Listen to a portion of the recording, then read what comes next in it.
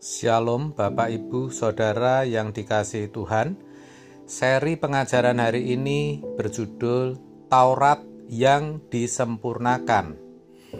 Dalam Roma 3 ayat 9, Paulus mengatakan, "Jadi bagaimana? Adakah kita mempunyai kelebihan daripada orang lain? Sama sekali tidak. Sebab baik orang Yahudi maupun orang Yunani, bahwa mereka semua ada di bawah kuasa dosa." Melalui ayat ini, Paulus menyingkapkan kebenaran Allah, yaitu bahwa semua manusia sama di hadapan Tuhan. Semua manusia, jika dibanding dengan kesucian Allah, tidak ada yang benar. Roma 3 ayat 10-22. Di ayat 10, bahkan dengan tegas dan jelas dikatakan, tidak ada yang benar, seorang pun tidak. Sedangkan ayat di bawahnya dalam ayat 23 dikatakan bahwa semua orang telah berbuat dosa dan kehilangan kemuliaan Allah. Kehilangan kemuliaan Allah artinya manusia tidak bisa mengerti pikiran dan perasaan Allah. Manusia telah terkunci dalam keadaan tidak mampu mencapai kesucian Allah. Padahal yang Allah kehendaki manusia bisa mengerti pikiran dan perasaannya serta melakukan apa yang menjadi kehendaknya. Namun demikian, walaupun manusia telah meleset dan tidak berkeadaan kudus atau suci seperti yang Allah kehendaki, Tuhan tidak langsung menghakimi dan menghukumnya.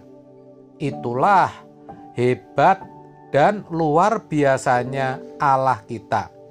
Dia mengasihi kita dan Dia tidak menghendaki kita binasa dan terpisah dari Dia untuk selama-lamanya. Maka diadakanlah penebusan melalui Tuhan Yesus, supaya manusia bisa terhindar dari murka Allah, terhindar dari kefatalan akibat hukuman Allah, seperti dituliskan dalam Roma 3 ayat 24-25. Dan oleh kasih karunia telah dibenarkan dengan cuma-cuma karena penebusan dalam Kristus Yesus. Kristus Yesus telah ditentukan Allah menjadi jalan pendamaian karena iman dalam darahnya. Hal ini dibuatnya untuk menunjukkan keadilannya, karena Ia telah membiarkan dosa-dosa yang telah terjadi dahulu pada masa kesabarannya. Saudara, Tuhan Yesuslah jalan perdamaian. Artinya, membuka pintu masuk atau akses bagi manusia untuk berdamai dengan Allah dan dapat diproses untuk bisa hidup dalam kesucian, bisa hidup dalam kebenaran seperti yang Allah kehendaki. Dengan demikian, melalui penebusan yang diberikan, yaitu melalui korban Yesus di kayu salib, Allah menunjukkan kesetiaannya dan kebenarannya. Dikatakan dalam ayat 26 begini, maksudnya ialah untuk menunjukkan keadilannya pada masa ini, supaya nyata bahwa Ia benar dan juga membenarkan orang yang percaya kepada Yesus. Sehingga di ayat 27 dikatakan tidak ada dasar bagi orang percaya untuk sombong dan bermegah. Dalam hal ini, orang percaya harus meresponi anugerah Allah, yaitu untuk bertumbuh, guna mencapai perkenanan Tuhan. Sebab semua orang harus menghadap tahta pengadilan Allah. Dan dalam pengadilan, masing-masing individu harus bertanggung jawab atas segala sesuatu yang dilakukannya selama di bumi ini. Apakah itu perbuatannya yang baik ataupun yang jahat. 2 Korintus 5 ayat 9-10. Jadi, sejak adanya korban Tuhan Yesus, maka manusia tidak lagi terikat oleh hukum Taurat. Semua orang, baik orang Yahudi, bukan Yahudi, memiliki kedudukan yang sama. Semua harus masuk ke dalam pembenaran oleh iman. Dalam hal ini, manusia harus mulai berurusan dengan Allah yang benar secara langsung. Iman adalah penurutan terhadap kehendak Allah. Seorang yang mengaku beriman harus hidup seperti Abraham, yaitu hidup dalam penurutan terhadap kehendak Allah. Kalau orang Kristen belum hidup dalam penurutan terhadap kehendak Allah, maka belum bisa dikatakan beriman. Dengan kata lain, kekristenannya masih belum tepat kalau tidak boleh dikatakan sebagai kekristenan yang palsu. Maka kata iman itu sendiri harus dipahami dengan benar.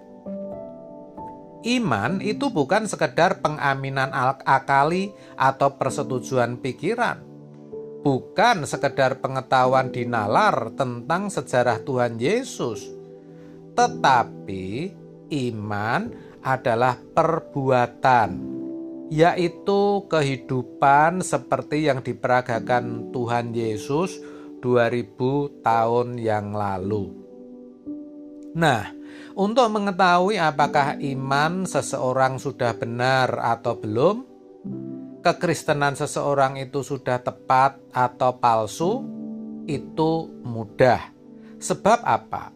Sebab kekristenan yang palsu biasanya tidak menunjukkan adanya perjuangan untuk mencapai target atau goal sempurna seperti Bapa atau serupa dengan Yesus. Padahal dengan kehadiran Tuhan Yesus yang menampilkan kebenaran Allah selama hidupnya di muka bumi ini, kita melihat betapa keadaan manusia masih jauh dari rancangan Allah semula. Maka manusia harus menyadari keadaannya yang jauh dari standar kesucian Allah ini, lalu harus bergerak untuk mencapai kesucian Allah dengan anugerah kuasa, atau dalam bahasa Yunani dipakai kata exousia, yang mana Allah berikan kepada kita. Yohanes 1 ayat 12-13. Jadi saudara, keselamatan dalam Yesus itu bukan meniadakan Taurat, tapi justru menggenapinya. Matius 5 ayat 17. Itu artinya, orang percaya itu dipanggil untuk melakukan Taurat yang telah disempurnakan oleh Tuhan Yesus, yang pada dasarnya merujuk kepada kesucian Allah sendiri. Jadi misalnya membunuh, kalau menurut standar Taurat artinya menghabisi nyawa orang. Tetapi menurut Taurat yang disempurnakan, yang namanya membenci itu sudah merupakan tindakan membunuh.